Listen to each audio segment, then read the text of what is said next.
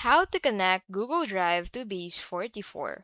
In this video, I'll show you how to connect Google Drive to your Base44 account. So to get started, go ahead and open Base44 into your browser and then sign in to your Base44 account. Now once you're signed in, head over into the Integrations tab, and then from here, go ahead and look for Google Drive. So once you have found Google Drive from the catalog, go ahead and set up the Google Drive API. So in your Google Cloud Console, enable Google Drive API and create OAuth credentials.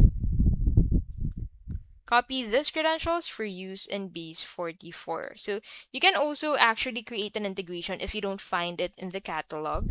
So simply select create integration and then name this as Google Drive and then add the description, add the integration logo, and then add this continue to integration content. Now, after that, go ahead and authenticate your Google account. So in Base44, paste the client ID and secret. Sign in with your Google account to grant Base44 access and approve permission.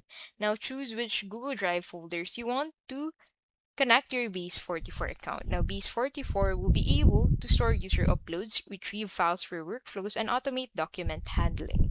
And that is how you can basically connect Google Drive to Base44.